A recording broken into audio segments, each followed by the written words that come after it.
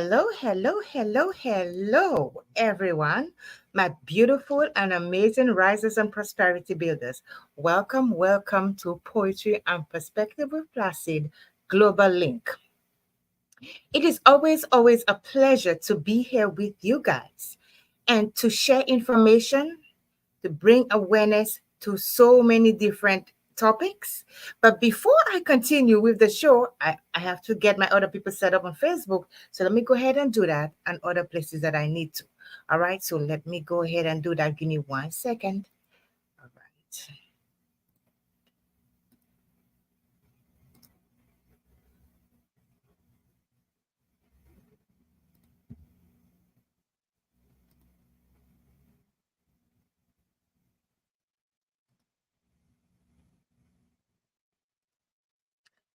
All right.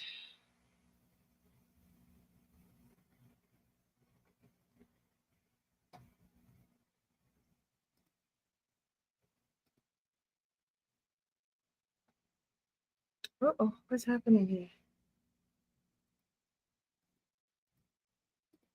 All right. Okay.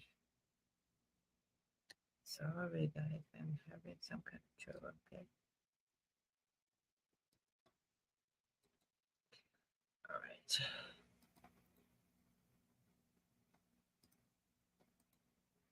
Okay. I am having. Why is this happening? Okay. Let me go back again and copy this.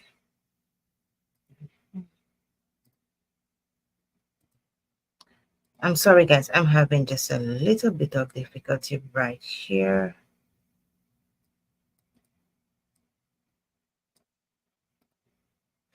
All right. And let me go back to stream.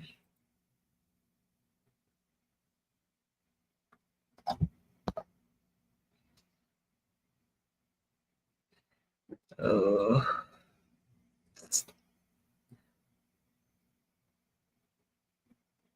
All right. Guys, I'm having a little bit of a problem. So we're going to go ahead. I'm going to go ahead and start because I'm having some real issues right here. It's not allowing me to do what I want to do. But anyway, let's go. So, guys, listen. I am hoping that I am on Facebook and I am on I am on Facebook and I my guests are seeing me as clear as day. Listen, guys, you know, as I said before, and everybody for the if that's your first time coming on the show, I am Cindy Placid. I am a poet, author, advocate. I advocate for autism. I advocate for autism. I advocate for mental illness or mental health, and I also advocate for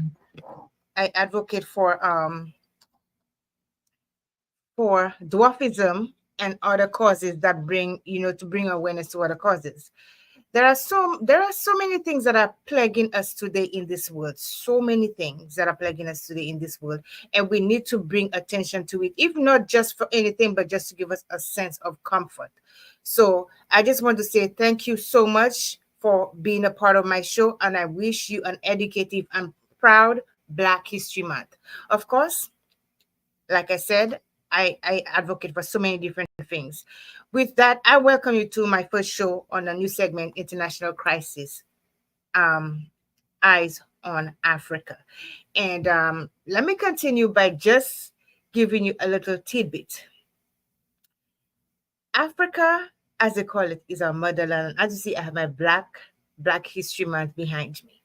And we sometimes we sit back in our bubble and we in our own space and everything happening around us, and we just don't are not aware of so many of the things that are have happening in Africa and other places in the world. So let me show you. Um, Let me introduce you to my first guest, okay, today. And well, he's my only guest on the show today. I'm sorry, I'm a little bit nervous. Why am I nervous? I don't know. Cindy, come out of it. Okay. I'm going to introduce you to my first guest, okay?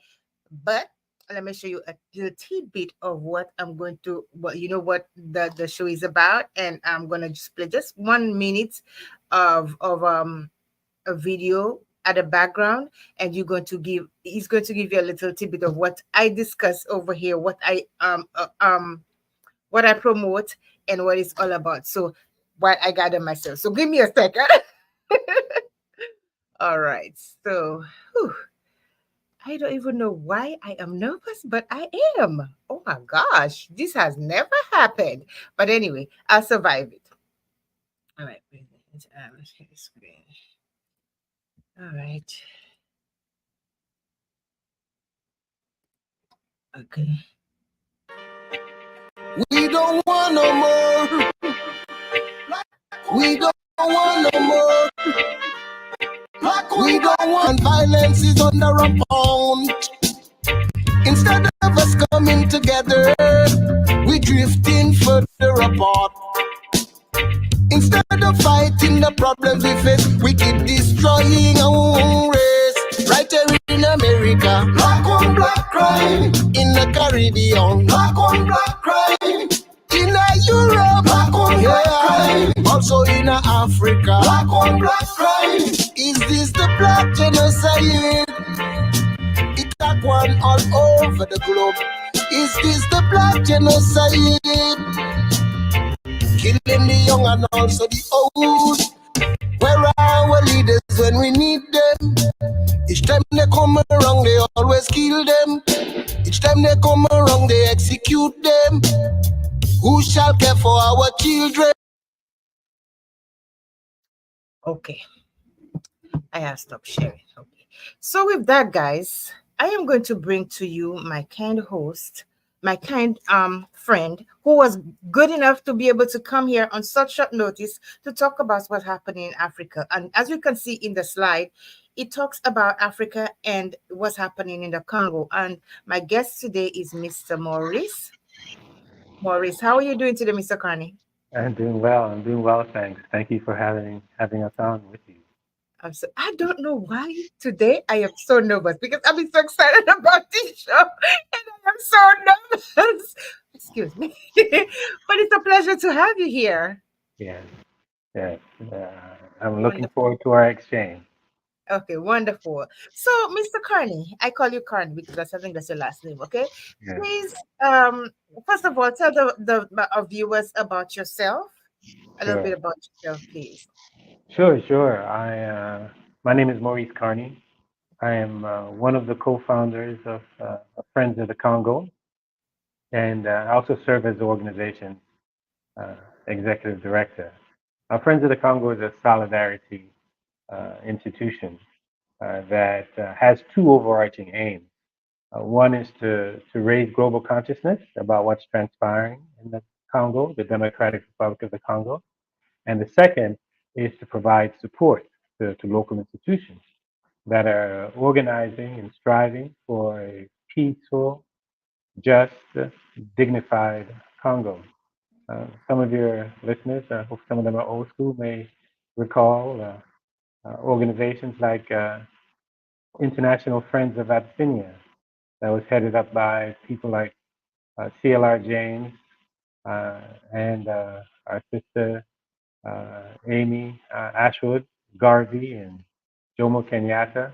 They all came organized to come to the side of the Ethiopians when Ethiopia was under attack. Fast forward today, Congo has been under attack for the past 25 years. And Friends of the Congo has been beating the drums to raise global awareness about the war of aggression and plunder that's taking place in the heart of the African continent. That's where the Congo is located.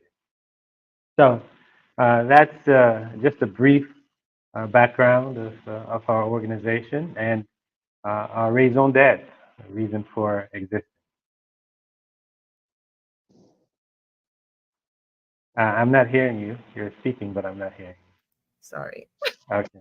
I muted myself.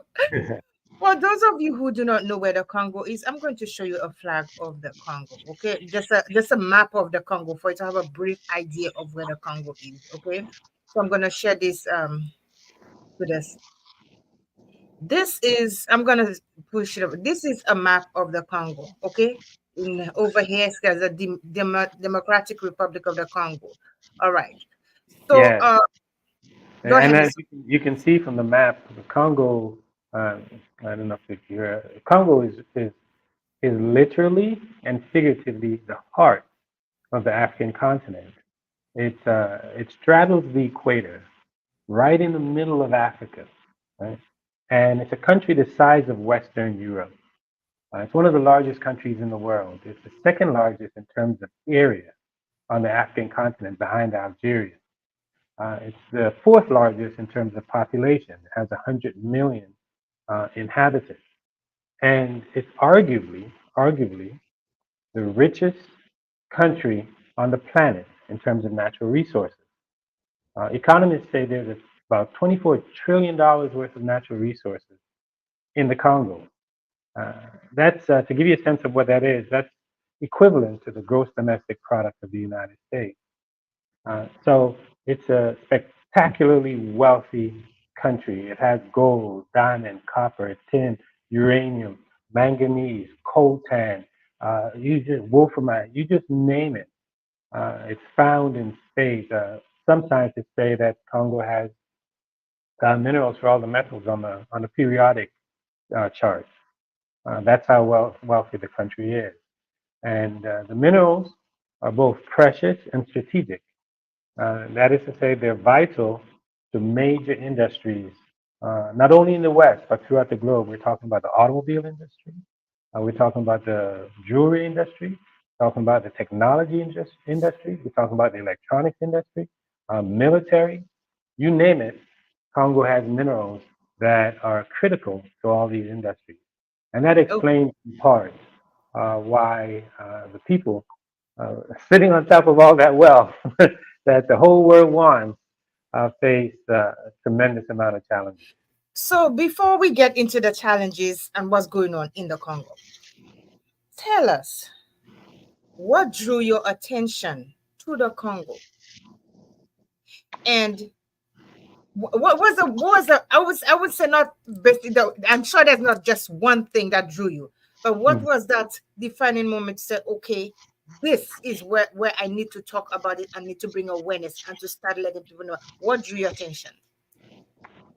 I had a Congolese mentor who had Mm-hmm. supported me in a number of projects and initiatives that I had. We had a really solid relationship, and he used to work at. He's a biophysicist, biochemist, and he used to work at the, the largest health research institution in the United States, the National Institutes of Health. So he had a cushy job. He was fine. He was a scientist, doing his research, doing his thing. But he always had this politics boiling in his belly, so to speak. So when he decided to give up all of that, all of his privileges, all the money that he was making from the National Institutes of Health, all of his comfort, to go back to the Congo to organize people on the ground in the Congo to bring about change in the country, it uh, it was that made the difference for me. I was like, if he could make that level of sacrifice, because he'd call me and he's like, Maurice, I'm living in hell. No electricity. You turn on the tap, nothing but soot and dirt. Just brown just come out. He's like, I am living in hell, right?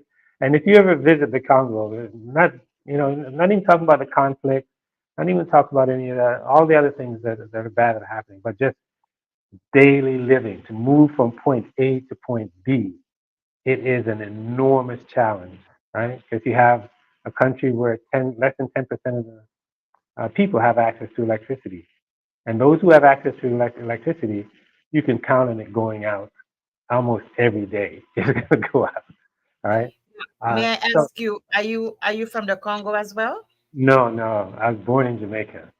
I was born in Jamaica, grew up in Canada, went to school in the United States, and lived in West Africa. The country I spent most time in actually is Benin in West Africa. But uh, traveled to different parts of the continent and certainly Congo. So I'm a Pan Africanist. That's the core. That's my ideological framing. Yes. Yes. I believe in a unified Africa. I believe in a Pan-African uh, Africa, and believe that Africans at home and Africans abroad ought to be unified to bring about change wherever we are. So we're really coming in the tradition of so many uh, Pan Africanists coming out of the Caribbean. Franz Fanon, uh, George Padmore, Walter Yeah. Rodney. All of those figures. Kwame Ture, formerly known as Stokely Carmichael. Mm-hmm. Ras McConnell. Just all of these folks coming out of Jamaica. Of course, the biggest one of them all, Marcus Garvey, who kicked it all Yeah. off. Henry Sylvester Williams. You Mm-hmm. know, all of these major figures have really laid the path down where they saw uh, the African family as one global family. That I'm an African who was born in Jamaica. Mm-hmm. Padmore, African, who was born in Trinidad, right? Henry Sylvester Williams, who Wow. organized the first Pan African conference in 1900. So that's the tradition that I adhere to, that Pan African tradition. Mm-hmm. So that tradition that I brought to the relationship with my mentor, plus the sacrifice that I saw him make. Mm-hmm. And then when he laid out for me the centrality of the Congo to the future of the African continent. And then even I did further research and located the centrality of the Congo to the African experience Mm-hmm. for the past 500 years, right? It's been central, and I'm like, oh, how come we didn't know about this? How come this has been hidden? How come we didn't know that almost half of the Africans that were trafficked from the continent from the Mm-hmm. early 1500s to the late 1800s, almost half of them came out of the Congo region, Central Africa, that were trafficked to the Americas, right? So at every major uh, epoch over the past 500 years in our experience, Congo has loomed large, whether it was the trafficking of Africans to the Americas, 1500s to the late 1800s, Mm-hmm. or the carving up of the African continent at the Berlin Conference. It was also called the Congo Conference, 1884, 1885, where Mm-hmm. Congo came to King Leopold II of Belgium as his own private property, where he extracted rubber, the seed, the auto and bicycle industry. And during that process, a 23-year period, he decimated the population by half. 10 million Africans perished. People don't even know that. People know Mm-hmm. about the Holocaust and World War II, right? They may even know about Armenian genocide, but they don't know that 10 million Congolese Africans perished while King Leopold II of Belgium, extracted the wealth of the Congo. And it was African Americans who were at the forefront of exposing that to the world. They went into the Congo, they documented what was happening there, shared it with the rest of the world, and there was a global movement that picked up. Had figures like William Shepherd, a Presbyterian minister, that traveled around the United States recruiting folks to go back to the Congo. George Washington Williams, a Civil War hero coming out of the Civil War in the United States. He said what was happening in the Congo at the time. He wrote a letter to King Leopold II that was crimes against humanity for all intents and purposes. Booker T. So, Washington, who was inspired Marcus Garvey to come to mm-hmm. the United States, he wrote a paper called Cruelty in the Congo, documenting what was taking place there. So it's a long tradition of Mm-hmm. folks from the Caribbean, folks from the United States, being engaged around the heart of the motherland. I believe that because all of us are one family, okay? No matter Yes. where, one family. But I'm curious though. In the beginning of your you speaking, you did mention that Congo is one of the richest African countries. Now, it's And probably the richest. okay, In so fact. what is the word I'm trying to find is there, but it's not coming out of my mouth. Mhm. What is the value of the wealth? What are they sitting on that makes them so wealthy, and what does it contribute to other countries? Well, the economists estimate there are about $24 trillion worth of wealth. I'm not just talking about minerals, all right? 24 trillion, about the gross domestic product of the United States.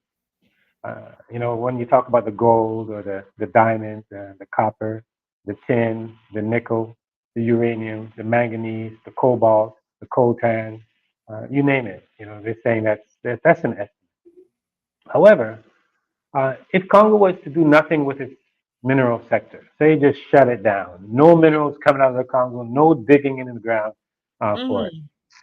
It has the agricultural capacity to feed 2 billion people. To give you a sense of what that's like, Congo has the agricultural capacity to feed almost twice the population of the African continent, right? So when you see these pictures of starving Africans and all that, uh, there isn't a lack of food on the African continent because of the political situation. It's Mm-hmm. because of the instability. Like in Mm-hmm. the Congo, people can't farm because there's a conflict. So you have 25 million people who are facing starvation, right? So the potential there is enormous for uh, just the one country alone, the largest freshwater reserves on the continent. It has the Congo River itself. If it's dammed, if it's, it can ultimately provide electricity for all of Africa, some left over for Southern Europe and the Middle East. Oh, So wow. not only is it wealthy, but it's also strategically located right in the heart of the African continent with 9 other countries bordering it. No other country in Africa has that many countries bordering it. So what that means is that whatever happens in the Congo can immediately reverberate and have an impact. So if something positive is happening, then it can have an impact on not only the neighbors, but the continent as a whole. That's why figures like Kwame Nkrumah, who was the first president of Ghana, Ahmed Sekou Toure, first president of Guinea, figures like Frantz Fanon, who came from Martinique, but he went to Algeria to fight with the Algerians, so he's a Pan-Africanist himself. They saw Congo as being critical to the development of the African continent. Mm-hmm. And that was in the 1950s and 60s. And it's still the same today. So if you're an African and you're concerned about the welfare of Africans, then you ought to be concerned about what's happening in the Congo because it's vital to the future of the African continent and really the African world. Because the syllogism is that if you have a strong Congo, Mm-hmm. you can have a strong Africa. If you have a Yeah. strong Africa, you can have a strong African world. Uh, Mm-hmm. and what we've seen, unfortunately, is that Europeans have gone and they've built Europe off of Africa's wealth. And it's Mm-hmm. time for us to change that where Africans at home, Africans abroad, get together, people of goodwill throughout the globe Mm-hmm. to ensure that people in the Congo, in particular, and Africa in general, what the World Bank says, uh, 70 million of the 100 million is living on less than $2.15 a day. We need to rally behind the Congolese to ensure that we don't have 70 million people living in extreme poverty, especially seeing that each and every one of us benefits from the Congo. Our cell phones that we have, what we're talking on right now, the phones and the computers, they wouldn't Mm-hmm. exist as we know it without the Congo.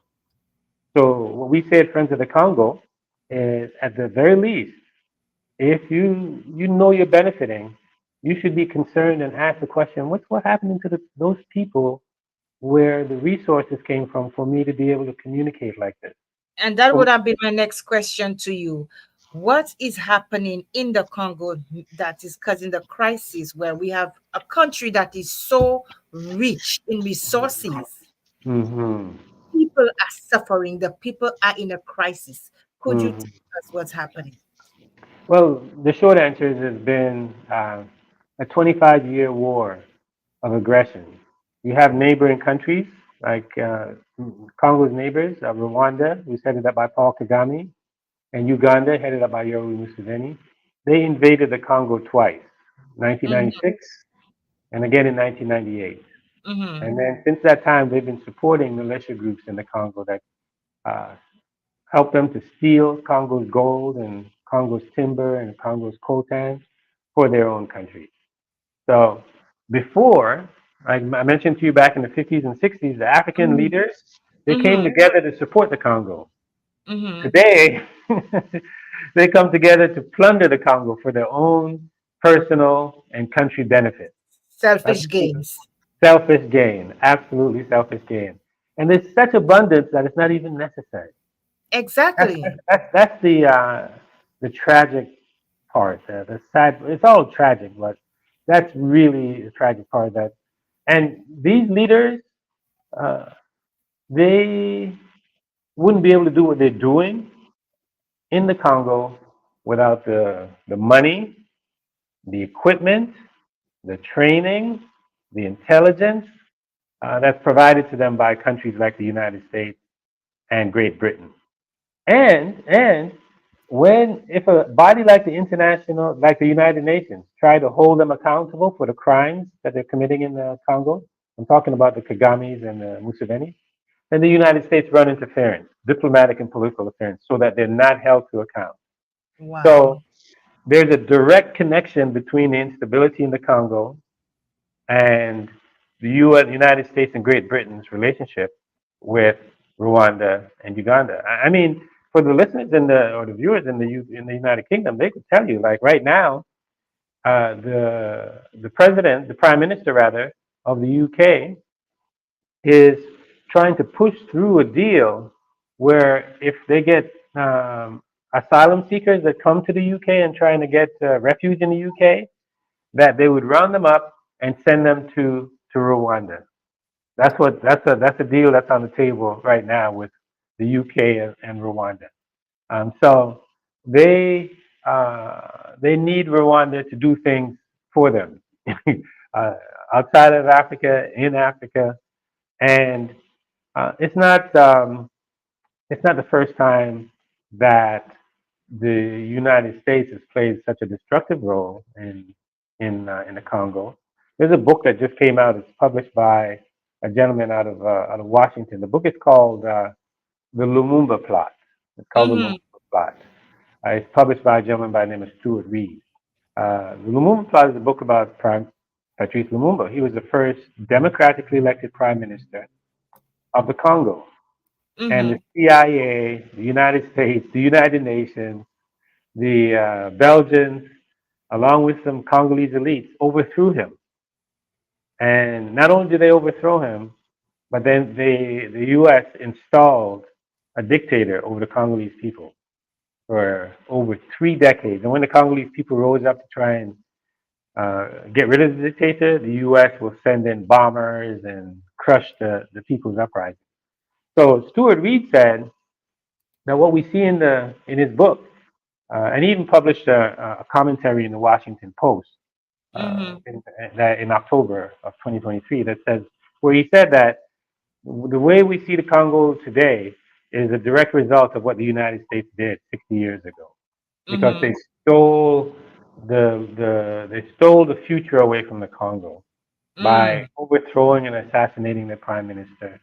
The prime minister, you just think about it. You just think of any leader that you love and you vote for, and you have a bigger power that comes in and they take that leader away. What they're doing is they're taking your voice away. They're taking your agency away. They're taking your will away. And then they impose somebody on you that you didn't choose. You didn't Mhm. choose. They chose them. They chose that person to rule over you. And that's what the United States did with the Congo. And the person that they chose and imposed in the Congo, they knew very well what he was going to do, which is to steal the money for himself, run the country into the ground, and assured that if the people rose up against them, that the U.S. would then step in and help him crush the people. Wow. That's sad. So, who is most affected by all of this? Women and children. Women and children. The 6 million, estimated 6 million Congolese that have perished since 1996. Half of them are children under the age of 5. As a result of the conflict, hundreds of thousands of women have been systematically raped. And rape is not really the appropriate word. Their genitals have been destroyed so that they can't reproduce. They've been terrorized. to the point where they require surgery to be repaired.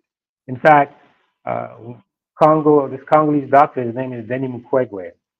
He won the Nobel Peace Prize in 2018. And he won the Nobel Peace Prize because he had performed surgery on tens of thousands of women, repairing them as a result of the damage that was caused to their genitals by militia groups. So that gives you the extent of the scale. So the women and the children have borne the brunt of this conflict, which is what happens in almost all conflicts. The women and the children suffer the most. So and even outside of the conflict, when you talk about the living conditions, if you look in the mining areas, for example, where they mine cobalt, and cobalt is a mineral that is central to rechargeable batteries. So you see the advent of all these electric cars that are coming online with the Teslas, and we're moving to electric vehicles. That is able to happen because of Congo's cobalt.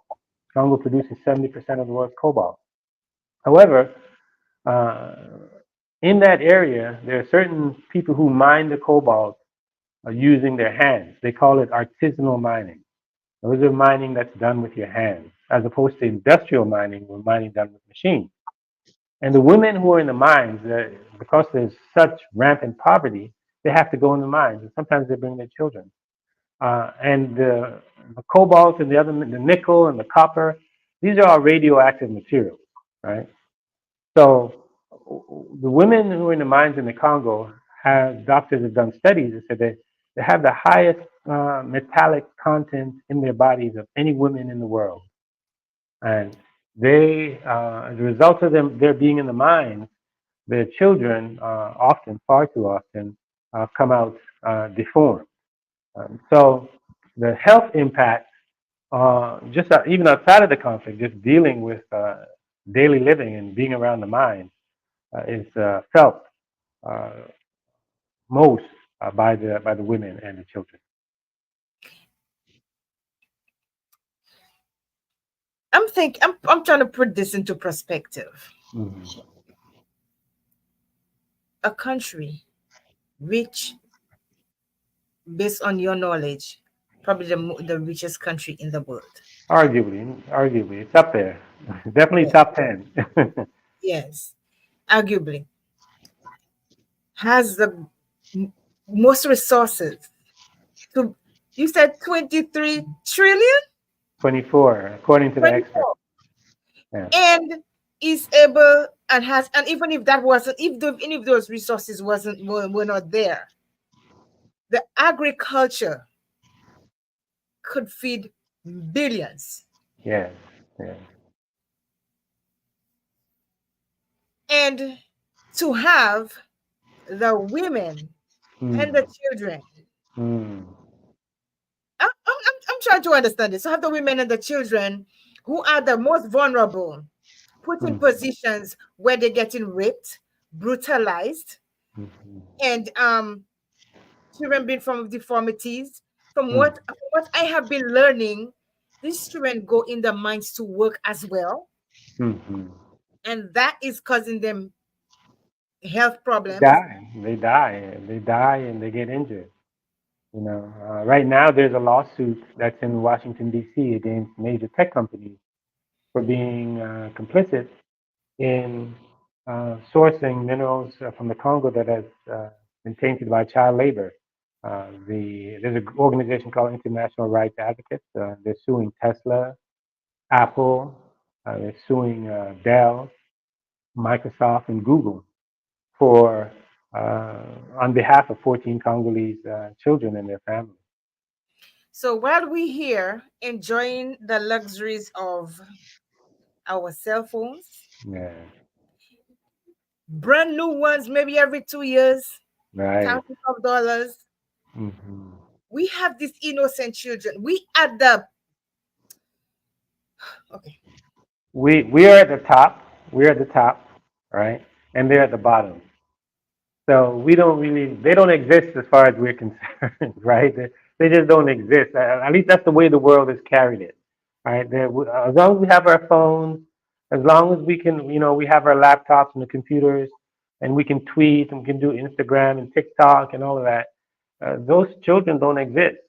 So that's why we're trying to bring it to people's consciousness to say, hey, these are the folks at the bottom of this chain that makes your phone possible. So we say at the very least, you can use that phone to be aware. And then if you're So, aware, then share the message. so And then if you feel like it, you may want to make a donation so that we can rescue the children. We have a rescue yes. program where So we rescue the children from the mine. You can make a we could, donation. Give a at the dollar or something. at the expense of these children's lives, we are Yeah, living. yeah. And it doesn't have to be that way. It's not a zero-sum game where we either have our phones or we have children in the mines. It doesn't have to be that way. It's that way because of the plunder, because of the greed, right? It is greed that is producing these conditions because there's abundance, there's plenty there. But because individuals want to be billionaires, there's this one guy, he's an Israeli guy, he became a billionaire off of the Congo. And he was so bad in the way he did it. Let me give you, it was so bad that the Treasury Department of the United States put him on the sanctions list because he had connected with a Wall Street hedge fund, and they gave him a slush fund of millions of dollars, and he corrupted politicians so that he can get access to mines, and he became a billionaire. But his practices was just so beyond the pale that the United States Treasury Department had to put him on the sanctions list. His name is Dan Gertler. People can do a Google. Google his name, Dan Gertler, and they'll see. So it's that greed that produces these conditions, these results, unfortunately. That's sad. Let me show the viewers just a little snippet of at least two photos of what to give them an idea of what we're talking about. Okay. So let me go to my slides. Let me see if I can do this right here. Right here. Yeah, those are children in the mines. Yeah, and we have a child miner rescue initiative, and I have to give a shout out to our how can I say? I have to give a shout out to just a lovely solidarity that comes out of First African Church here in outside of Atlanta in Georgia. They did a fundraiser. In fact, the Caribbean ministry of the First African Church did a fundraiser where we were able to raise funds to rescue 10 children from the mine. Now, hold on a second. To think of the many children who are affected by this, Yeah. and just a handful you can count on your hands. You can rescue. Yes. Yeah, so I mean, we're rescuing more. People are giving, and more are being rescued. This one young lady, she was in a lithium mine, a young girl, about 16 or 17, a lithium mine, and we had took a picture of her to advertise and just share people what was happening. She's in the mine and digging, and we got such a response from people that and she had just lost her father. Her father died, and it was just her mother and her sibling. So we got such a positive response that we were able to raise money to take her out of the mines, put her into school, and even now talking about moving the family into a space where they can, be self-sufficient, producing without having to go into the mines. So even if it was just one that was rescued, that's a difference for that. There's a difference for that one person. She's now in school. Absolutely. She's no longer in the mines, no Absolutely. longer exposed to toxic minerals or even worse. So everyone that we can rescue from that condition makes a difference. Even just one life saved Yes. It's worth the effort. Yeah, and let me tell you the story too. That you said that it triggered. We had an end of year campaign where we were raising funds for another, not the mining area, but in the rainforest. Mm-hmm. And we raised funds because the people in the rainforest, they were affected by floods and and some displacement. And when the flood comes, it washes up the latrine. If you live like me in the rural area in Jamaica, growing up, there's an outhouse. That's where Mm-hmm. we go. So the floods would come and they would wash up all of that from the outhouse, right? Mm-hmm. They would wash up the graves, so it basically pollute the water. And so people Mm-hmm. suffer from diarrhea and cholera, malaria. So we were able to raise some funds to send to the people in the rainforest. And there were two ladies, they reported back to us. They said, because of the medicine that we got as a result of what you did, it saved our lives, right? We had no idea that that's what was going to happen, but that's what can happen where you think you're just giving a little bit, but that little bit that you give can literally save lives. Um, Yes. so uh, that's uh, that's a story that came back to us from the folks in the rainforest in the heart of the Congo.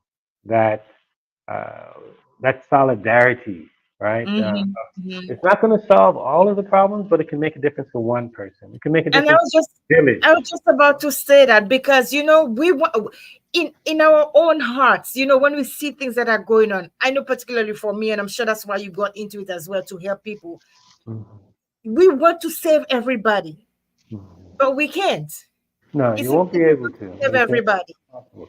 But you can give certain ones a chance. And Yes. you give people a chance. You never know what they'll do in terms of affecting an entire village or ultimately an entire country. But So is it? the organizations that are there on the ground, they have the solutions to the challenges, and they're working so hard to implement those solutions. And what we do is provide them some support. We Mm-hmm. know that with a little bit of support, that the organizing that they're doing is going to bear tremendous fruit. Just that the forces against the Congo are just so enormous because it's so wealthy. There's so much wealth there, and the forces are global in scope. So Yeah. that's why we are rallying people, average people from around the world to come to the side of the Congolese people. You may Mm-hmm. think you're maybe one person or two people and you're not making a difference. Well, that's why Friends of the Congo is here, because what we do is, I'm talking to you now, maybe in Atlanta, but I was talking to folks from Finland, from Mm-hmm. Norway, from Australia, from New Zealand. Right? After I finish your show, I'm going to go on another show from the Caribbean. So what Mm-hmm. we do is we aggregate all of these actions, these small actions, and make them Mm-hmm. into one big action so that they can have a greater impact. So you Yes. may feel like you're isolated one or two people. No, one or two people who want you to give your money, give your time, give your intellect to this global movement around the heart of the African continent. We want Mm-hmm. the world to embrace the Congo because the Yes. Congo has provided so much to us, so much in our phones and our cars and our laptops and our jewelry and all of that. And so the very least we can do is embrace the Congos. Uh, Spread the word. Let people know what's going on. Like, hey, man, this is happening in the Congo. We're benefiting from it.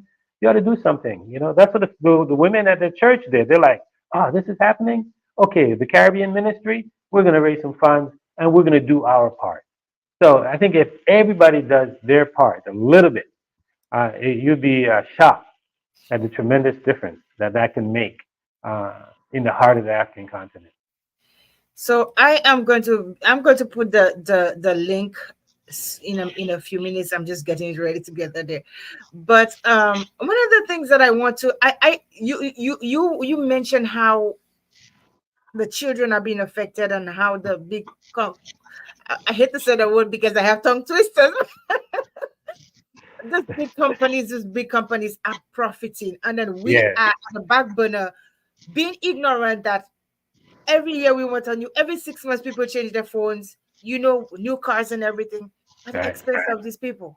So I did my little research, and I Mm-hmm. got a little glimpse of how the process goes. So I'm going to put it on the screen. Okay. You can Sure. help them appreciate what it is, what it is, what's going on there.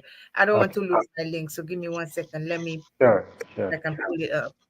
Okay, there we go. So let me put it right here. Yes. So can you see? Yes. Yes. Yes. All right. So can you just explain a little bit of what's going on? It's self-explanatory, but if you can see it properly, or if you want me to just go ahead and say it. Yeah. It's difficult to see, but Okay. I can share. Uh, uh, I see Okay. where. Let me tell you what I see. Let me Okay. Go tell you. ahead. Go ahead. Go ahead. I see the mine. I see from the mine, it goes to the buying house. From the buying house, it goes to the treatment units. And from the Mm-hmm. treatment units, it goes to the collection port. And it says here in 2020, China imported 89.4% of the cobalt from the DRC. Mm-hmm.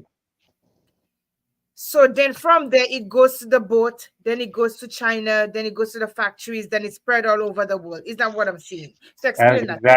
exactly Mhm. what you're saying. Exactly what you're saying. Like, Now, my and eyes that's are good, but I can see a little bit. that's part of the challenge with Africa, right? Not just the Congo, with African countries, Mhm. that the value of the minerals that are taken out of the ground are not added in Africa. They're added outside of Africa. Mm. So that means that Africa is not benefiting, maximizing the benefits of its resources. Right? That's one of the big challenges because Wow. other people, other countries, and companies, when the value is added, they're capturing that value. So, and that finished product comes back to the Africans, and they have to pay full price for it. When That is the unfair. it is that's the system that's in place. That's the whole point, right? That is the system that's in place is an unfair, not just an unfair system, but it's an unjust system, right?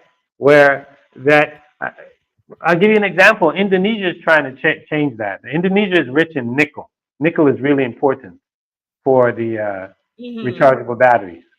So Okay. Indonesia is saying that no raw material, no raw nickel is leaving our borders.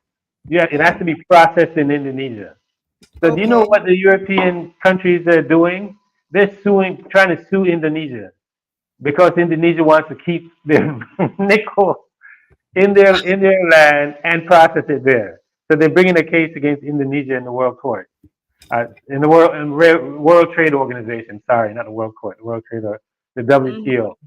Uh-huh. So the system is definitely unfair, unjust, and that's a whole other show that we have to do for us to get Absolutely. into We have trade policies and its origins. But what you're saying about buying the new devices, have a we've gotten these fascinating stories from grandmothers, right?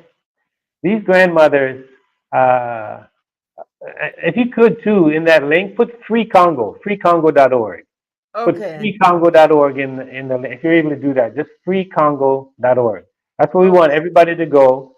Free Congo from exploitation, free Congo from plunder, free Congo from the taking of its riches. Just free Congo. So we encourage people to go freecongo.org. So we Exactly. got messages from grandmothers, and the Uh-huh. grandmothers were sharing with us, and these are Uh-huh. grandmothers who donated to the organization. They were sharing to Okay. Friends of the Congo. Uh-huh. They said to us, they left us a note. So we are donating because my 17-year-old said, I do not want a new phone. Instead of giving me a new phone, I want you to donate to Friends of the Congo. They said, Oh. this year, I don't want a Christmas present. Instead of giving me a Christmas present, I want you to donate to Friends of the Congo because they're rescuing children from the mines in the Congo. And we want to support that effort. Mm-hmm. So that's when you talk about people making sacrifices and not getting the new devices, those are some of the sacrifices that we see people making in order Mm-hmm. to stand in solidarity and in support with the Congolese people. Whew, I'm getting a But let handful. me tell you this. Let me tell you this. It's so Mm-hmm, important that all that I've shared in terms of the challenges, mm-hmm, the people who are on the front lines, in the rainforest, around the mining areas, facing the conflict, in the cities with no electricity, they are organizing on a tremendous scale in order to change what's happening. So there's a tremendous amount of agency, right? mm-hmm, And what Friends of the Congo is doing is highlighting the agency. We're letting people know the challenges are enormous, right? They're biblical in scale, but the courage, the bravery, the resiliency of those on the front lines are matching those enormous challenges. And so we mm-hmm, function as a bridge to channel these resources to those people on the front lines, so to let them mm-hmm. know that they're not alone, right? That we're with them, and when they know that, when they see that, right, it also strengthens their resolve. Like somebody who's in the United States that don't even know me, they want to see things change for me in my village, in my country. That really strengthens their resolve. That's why we tell everybody go to Free Congo, freecongo.org, and support. You can. There's something there for you to do to join the movement, even if it's spreading the word. That's the least that everybody can do, and that's really important to share the word, share the link. Freecongo.org, send it to your friends, your family members, your loved ones, your co-workers, people in your network at your church or your mosque or your synagogue, Mm-hmm. your clubs. Just we want people to just share the word. Like, have you heard about the Congo? Dr. King's daughter, Bernice King, Mm-hmm. right there at the King Center in Atlanta. She tweeted, she's like, we have to do something about the Congo. So we're saying, listen to Bernice King, do something about the Congo. That is so, Mm-hmm. for her to use her platform to let the world know that something needs to be done about the Congo. Uh, that's what we're asking everybody to do. And You may not have a platform like hers, but you have some platform, somebody. So tell them we need to do something about the Congo. and that's why when I heard about the Congo, I have to talk about it because I have my cousin and the same person who introduced us.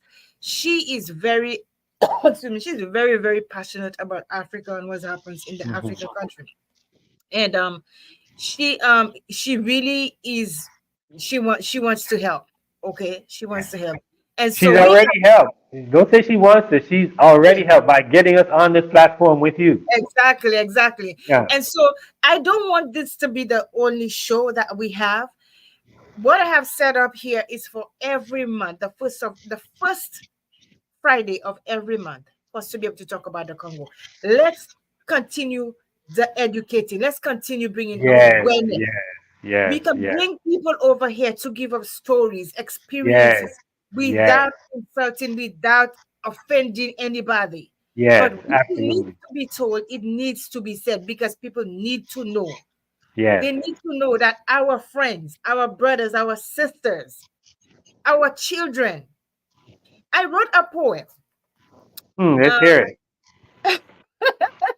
I wrote a book. I am the author of three books, but I wrote a poem called Voice of Munchkins. That was when they were happening. And Hmm. when that was happening in when they killed those children in Uvalde. And Okay. one of the things I said in the poem, it said, they were your babies.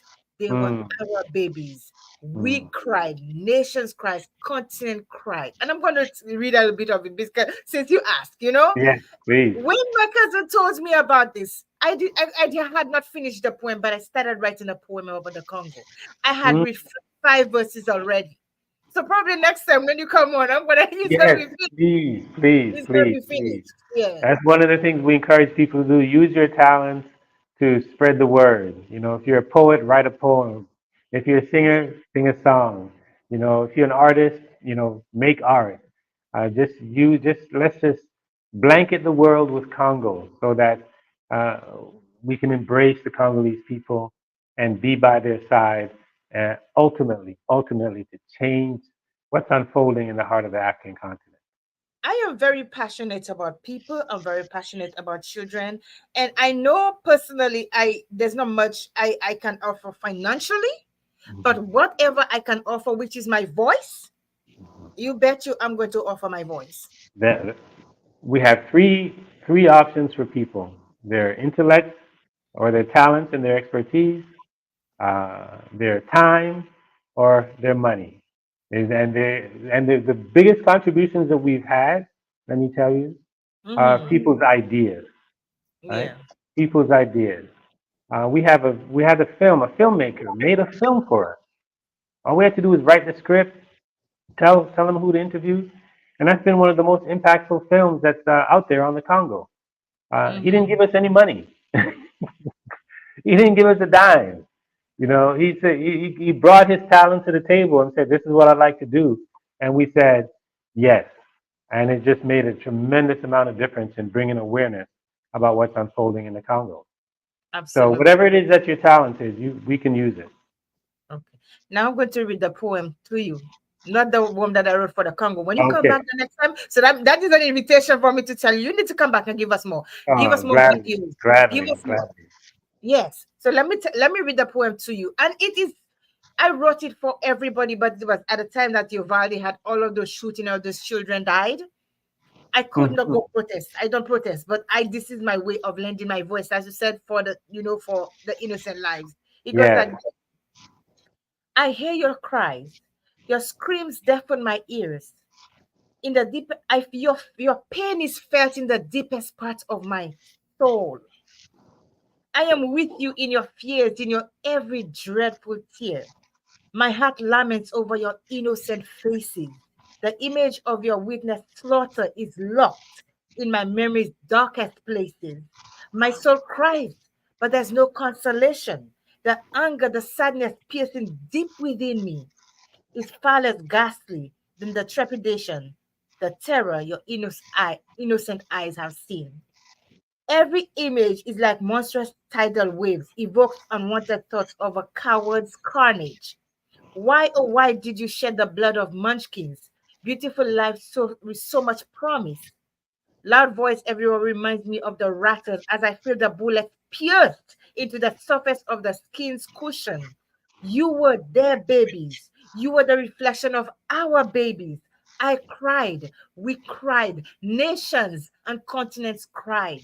The mourning from your cries would not suffice for all the young souls whose lives were cut short by the evil residing in the sons of men. I'm gonna leave this just number two. Mhm. Yeah. Beautiful, beautiful, Thank you. beautiful. Very touching. Very Thank you. touching. And I write from a deep place. I write from I a can tell. deep place. So Yeah. we need to continue that conversation. We need to let Okay, people I'll be know. back. Yes. So, Mr. Maurice, I know you have a lot to do. I don't want to keep you any longer. Yeah. I want to say thank you so much. And then when we come back the next time, we're going to have our panel. My cousin is going to be there.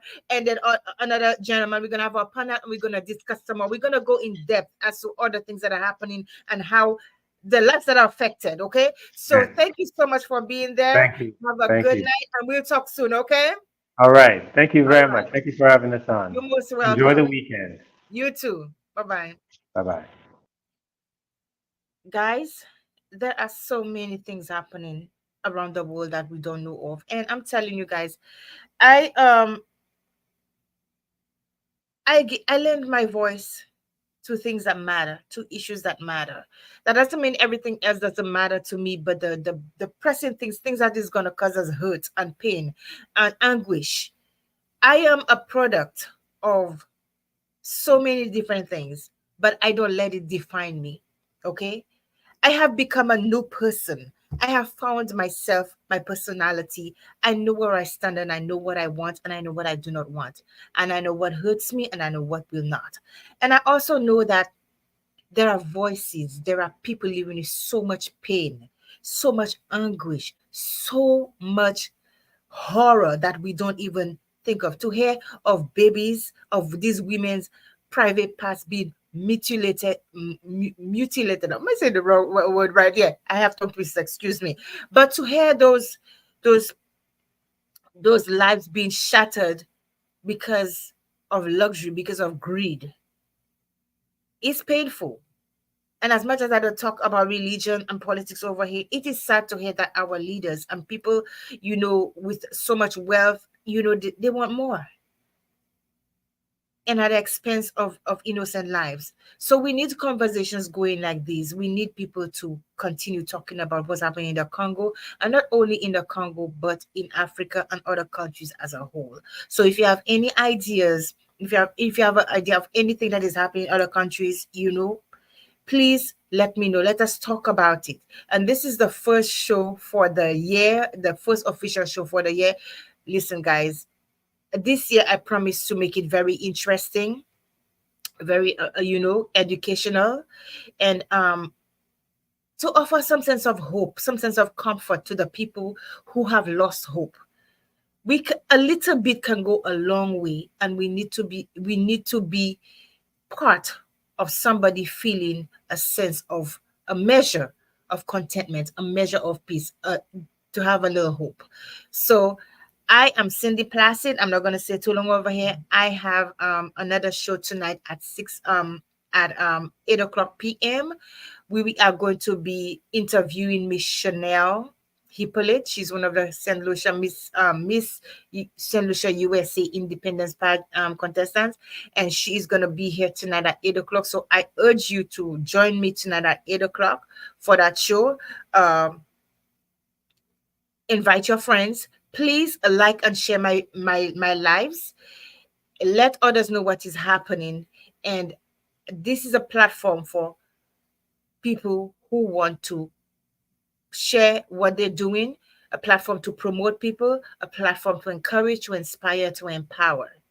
I may not reach everybody one time, but if I say I'm going to call you, I will. And if I say I'm going to have you here in this live, I will. So if you don't hear from me, reach out to me. I have a life too. So I love you. I love you all, risers. Do not forget to protect your peace at all costs. Find that peace within yourself and build that new person from deep within. That person from deep within, and create the best version of you possible. Never allow failure to become your finality, and always rise to the occasion. No matter how bad things are, you can get up. No matter how many times you start, no matter how many times you fall. Okay, it's not how you fall; it's just how you get back up. Okay, and I'm a testament of how the many times I have fallen and gotten back up. So guys, I love you all. See you all later on tonight, and we'll talk soon. Stay resilient, stay focused. It's worth it. Talk to you all soon. Bye.